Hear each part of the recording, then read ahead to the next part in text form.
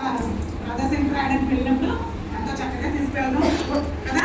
మన ప్రసన్న జిల్లా వెళ్ళినప్పుడు ఎంతో అక్కడ ఊళ్ళో ఎంతో గడవడలాగా చాలా హడావిడిగా చాలా ఎక్కడ ప్లేస్ లేకుండా కూడా అందరూ ఇంటి దగ్గరికి వెళ్ళి మీ దగ్గర స్థలం ఉందని అని ఆమె దగ్గర తీసుకెళ్ళడం ఇదంతా కూడా జరిగింది. అందుకే ఇక్కడ మనం ఏం చేస్తాం, ఇక్కడ సామెతలు 30వ అధ్యాయము 31వ అధ్యాయము 31వ వచనం ఏముంది? అందము మోసకరము యెహోవాయందు భయభక్తులు కలిగిన స్త్రీ ఈ విధంగా కొనియాడబడును. అంటే చూడండి, యెహోవాయందు భయభక్తులు కలిగిన స్త్రీ కనుక ఈ విధంగా ఇన్ని విషయాల్లో మరింత కొనియాడబడింది. అంటే ఆమె దేవదత్త ద్వారా నీవు నీవు పొందుతావని దేవుని ద్వారా సర్టిఫికెట్, దేవదత్త ద్వారా సర్టిఫికెట్ పొందుతాను. తర్వాత మళ్ళా దేవదూత యోసేపు దగ్గర కూడా వచ్చి నీ యొక్క భార్యకి పుట్టబోయే కుమారుడు సర్వోన్నతుడైన దేవుని కుమారుడు పడిన ఆయన సర్వలోక పాపాలు ఆయన మీద మోసుకొని పోతారు. తర్వాత ప్రజలందరికీ ఆయన ద్వారా రక్షణ కలుగుతుంది అని తల్లిగా మరియమ్మ గారికి చెప్పబడింది, యోసేపు గారికి కూడా చెప్పబడింది కదండి. అందుకే మనం ఇప్పుడు కూడా కొనియాడబడాలన్నా దేవుని ద్వారా పొందుకోవాలన్నా మనం భయము భక్తి కలిగి ఉండేవారిగా ఉండాలండి. ఎందుకంటే నిజంగా శ్రమకాలం అనేది మనకి ఈ యొక్క 40 రోజులు కూడా తప్పకుండా మనం 7 గంటల నుంచి అంటే 7 గంటల నుంచి 8 గంటల కంటే పడి వచ్చేయండి. భయము భక్తి అంటే అదేనండి. భయం అంటే బాబాయ్ దేవుడు అంటే రావాల్సిన ఆశీర్వాదం దేవుడి దగ్గర నుంచి నేను రావేమో అని భయపడిపోయి వచ్చేది. భక్తి అంటే రాగానే ఇక్కడికి వచ్చి కూర్చుని మనం ప్రార్థన చేసుకోవాలి కదండి. ప్రార్థన చేసుకోవాలి, దేవుని స్థుతించాలి, దేవుని కనపరచాలి. ఎందుకంటే దేవుడు మనకి ఆయుష్ ఇచ్చింది దేవుని స్థుతించడానికేనండి. దేవుడు మనకి ఆరోగ్యం ఇచ్చింది దేవుని స్థుతించడానికే. చాలా మంది మనసు మీద ఉండి నేను ప్రార్థనకి వెళ్తే బాగుండు, లేకపోతే నేను పాటలు పాడితే బాగుండు అనుకుంటారు. కానీ అలాంటి అవకాశం అనేది లేదు. అందుకే దేవుడు ఉండగా నేను చక్కబెట్టుకోవాలి కదండి. అందుకని తప్పకుండా మనం ఏం చేయాలంటే దేవుని యొక్క భయమును భక్తిని కలిగి ఉండేవాడు ఉండాలి. బైబిల్లో ఏం వస్తుంది ఉంది రూతు కదండి. రూతు చాలా ఎవరి బిడ్డ అయినప్పటికీ తన ఎవరి కాలం ఉందే భర్తను కోల్పోయింది. అయినప్పటికీ కూడా తను హత్తుకుంటుందన్నమాట. వార్ప చాలా మోసకరమైన ప్రేమ చూపించింది, కానీ రూతు ఆ విధంగా చేయలేదండి. చిన్న బిడ్డే కదా, ఎవరి బిడ్డ కదా, ఆమె అత్త కూడా అంది, అమ్మ నువ్వు వెళ్ళిపో, జనాంగం దగ్గరికి వెళ్ళిపో, చక్కగా మీ తల్లిదండ్రులు నీకు వేరే వివాహం చేస్తారు, వాళ్ళతో మంచిగా జీవితాన్ని సంతోషంగా గడపని అంటే తను అలా చేయలేదండి. కేవలం ఏం చేసింది, రూతు కూడా దేవుని యందు భయమును భక్తిని కలిగి ఉంది. కలిగి ఉండడం వల్ల ఏమైంది, అక్కడ బోయజును వివాహం చేసుకోవడం, ధర్మంతైనా బోయజును వివాహం చేసుకోవడం, ఆ బోయజ్ వంశంలోంచి రాక అంటే చూడండి ఎంత గొప్ప బహుమానం ఒకసారి. అందుకే మనం ఏం చేయాలంటే ఊరి గౌరీగా మనం కొద్దిగా మారంపల్లి వచ్చినప్పటికే అందరూ కూడా అమ్మ ఆ ఊళ్ళో పలానా పాప ఉంటుంది, ఆ ఊళ్ళో పలానా ఆయన ఉంటాడు, ఆ ఊళ్ళో పలానా ఏరిగా స్త్రీ ఉంటుంది, చాలా మంచివాళ్ళు అమ్మాళ్ళు, మనకి మీకు ఆకలేసినా పర్వాలేదు, టైం మించిపోయినా పర్వాలేదు, మీకు పని అవ్వకపోయినా అక్కడ అలాగే మీరు మీకు షెల్టర్ ఇస్తారు, భోజనం పెడతారు, ఆహారం ఇస్తారు అని చెప్తారు. అలాంటి భరోసా మనం ఎంతవరకు మనం ఇవ్వగలుగుతున్నామో లేదా అంటే దానికి అర్థం ఏంటంటే ఎప్పుడు కూడా భయాన్ని భక్తిని కలిగి ఉన్నప్పుడు, దేవుని పట్ల భయాన్ని భక్తిని కలిగి ఉన్నప్పుడు మన ద్వారా ఏ తప్పు అనేది జరగదు. ఎందుకంటే చాలాసార్లు మనకు ఒకసారి పాత్రగా చెప్పారు, ఒక 2 పావురాలు ఇచ్చి మీరు ఈ పావురాన్ని చెప్పేసి తీసుకొస్తే నేను నీకు పెద్ద రాజ్యం ఇస్తాను అంటే వాళ్ళు చాలా దూరం వెళ్తుంటే అతను పరిగెట్టు వెళ్తుంటారంట, చాలా దూరం వెళ్ళి చక్కగా అనుకుంటాడంట. కానీ ఎవరో చూస్తున్నట్టుగా అనిపిస్తుందంట కదా, ఎవరో చూస్తున్నట్టుగా అనిపిస్తుందంట. ఎంత దూరం వెళ్ళినా కానీ పావురాన్ని చంపలేకపోయాడంట. చూడండి, అంటే అది భయం అన్నమాట. భయము తర్వాత దేవుడు అంటే భక్తి. ఎందుకంటే దేవుడు సృష్టి పావురం అంటే ఆ జీవికి హాని చేయకుండా ఒక మంచి ఏమిలో కలిగి ఉన్నాడు. అందుకని ఇంకా ఎక్కడికి తీసుకెళ్ళినా కూడా ఎలా కూడా ప్రయాణం చేశాడు. చాలా మనుషుల సంచారం లేని తోటలోకి ఎక్కడికి వెళ్ళాడు, కానీ ఇక్కడ చంపలేకపోయాడు. తర్వాత సేఫ్గా ఆ పావురం తీసుకొచ్చి తన యజమానికి అప్పచెప్పాడు కదండి.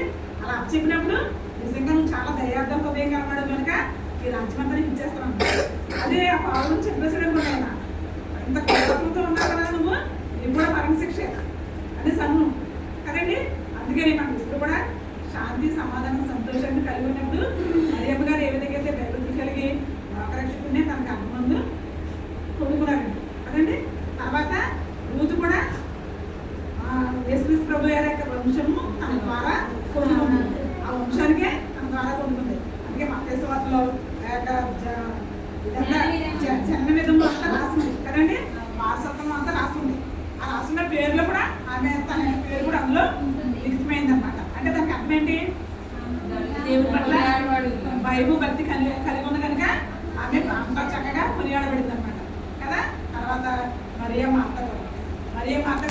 యేసుక్రీస్తు వారు చెప్పే యొక్క సువార్తను ఎంతో చక్కగా ఎంతో ఇష్టంగా ఉన్నారు. అందుకని తను పోగొట్టుకున్న తను చనిపోయిన లాజరును కూడా తన సహోదరుని యొక్క ప్రాణాన్ని తిరిగి పొందుకున్నారండి. యేసుక్రీస్తు ప్రభు వారు మాట్లాడినది, యేసు ప్రభు నువ్వు ఉంటే నా సహోదరుడు చావుతుందని అంటుంది. కానీ మరి అర్థం లేదు. మరి ఏమంటుంది, అయినా పర్వాలేదు, ఇప్పుడైనా నీవు నా సహోదరుని బ్రతికిస్తావు అని అన్నప్పుడు నిజంగానే తన విశ్వాసం ద్వారానే తన సహోదరుని తిరిగి తనకు పొందుకున్నాడు. ఆయన ఏమంటారు, లాజరు బయటకు రా అన్నప్పుడు పేద వస్త్రాలు కట్టుకున్న అతను కూడా సమాధిలో ఉండిపోయే పరిస్థితుల్లో ఉన్న అతను కూడా లాజరు బయటకు రాగానే చక్కగా మృతి నొందిన వాడు బ్రతికి బయటకు వచ్చాడు. వెంటనే ఇక్కడ అందరూ ముస్లింలో ఉన్న బేతనియా గ్రామంలో ఉన్న వాళ్ళందరూ కూడా చాలా దేవుని స్థుతించారు. అంటే మనం ఇప్పుడు దీని యొక్క సారాంశం ఏంటంటే, మనం తప్పకుండా దేవుని పట్ల భయమును భక్తిని కలిగి ఉన్నప్పుడు కొనియాడబడతాం అన్నమాట. ఏమండి, దేవుని పట్ల భయం భక్తులను కలిగి ఉన్నప్పుడు కొనియాడబడతాం. ఒకసారి అలా సామెతలు 31 అధ్యాయము 31 వచనం చదువుతానే, చేసిన పనిని బట్టి అట్టి దానికి ప్రతిఫలం ఇయ్యదగును, అవునులే యొద్ద ఆమె పనులు ఆమెను కొనియాడు. చూడండి, చేసిన పనిని బట్టి మనం ఇప్పుడు కూడా ఏ పని అయితే చేస్తామో ఆ పనిని బట్టి మనం కొనియాడుకుంటాం, ఆ పనిని బట్టి మనం ప్రతిఫలం పొందుకుంటాం. అంటే చేసిన పనిని బట్టి నేను కూడా చెప్తున్నాం, మనం ఏ విత్తనాలు వేస్తే ఆ మొక్కలే వస్తాయి. అందుకే మనం ఏ పని చేస్తే ఆ పని మనకి తీసుకొస్తాం. మంచి చేస్తే మంచి అవుతుంది కదండి, చెడ్డ చేస్తే చెడ్డ అవుతుంది. అందుకని మనం ఇప్పుడు కూడా దేవుని పట్ల భయాన్ని భక్తిని కలిగి ఉన్నప్పుడు ఏ చెడ్డ పని మనం చేయమండి. ఎందుకంటే దేవుడు చూస్తున్నాడన్న ఒక కాన్ఫిడెన్స్ మనకు ఉంటుంది, దేవుడు చూస్తున్నాడన్న భయం అనేది మనకు ఉంటుంది. అలా ఉన్నప్పుడు దేవుడే మన యొక్క క్రియలను కూడా ఆయన యొక్క ఆదిలో ఉంచుకుంటాడు. ఉంచుకుని కంట్రోల్ ఆయన పెట్టుకున్నప్పుడు అమ్మ నువ్వు నాకు రక్షణ పొందుకున్నావు కదా, నువ్వు నా బాప్తిసం పొందుకున్నావు, ప్రభుత్వాలు పాల్గొనదలుచుకున్నావు కదా, అందుకని నువ్వు తప్పు చేయడానికి వాపసు నిన్ను తగ్గుతున్నా కూడా నిన్ను దానిలో పడలేదు అని అంటాడు అని మనల్ని ఆ యొక్క పాపం నుంచి బయటికి తీసుకొచ్చేస్తానమాట. మన స్నేహితులు, మన యొక్క వారు కానీ, మన ఇష్టపడే కానీ ఎవరైనా మనల్ని పాపంతో పురుగోపాలు అనుకున్నా కూడా మనం ఏం చేస్తామంటే ప్రభు వాళ్ళలో పాల్గొని పంచుకుంటాం. బాప్తిసం పొందుతున్నాం మనం. ఏమండి, పాపక్షేమాపణ పొందుకుంటున్నాం కదండి. పాపక్షేమాపణ పొందుకున్న మనం ఏంటంటే దేవుడు ఏం చేస్తారంటే లేక తప్పు మనలో జరగకుండా ఆయనే కాపాడేవారుగా. అందుకని మనకు ప్రతిఫలం అనేది మంచిగానే ఉంటుందండి. మరియమ్మ గారికి ఏ విధంగా అయితే తనకు అర్థమందు ఉపయోగించుకున్నదో, ఎలా అయితే ఎలిజబెత్ మంచి యొక్క యోహాన్ గారి తల్లిగా అదే మంచి యోహాన్ గారి తల్లిగా తర్వాత ముందు కూడా తనకు అర్థమందు యేసుక్రీస్తు వారి వంశాన్ని కలిగి ఉంది. అట్టి రీతిగా మనకు కూడా ఈ రోజులో మనం ఈ యొక్క కాలంలో మనం ఏం చేయాలంటే అనేక మంది యేసుక్రీస్తు వారి దగ్గరికి మనం తీసుకొచ్చేవారుగా ఉండాలి. తర్వాత మనం ప్రార్థనేసరికి వేగిరపడే ప్రభు సన్నిధికి వచ్చేవారుగా ఉండాలి.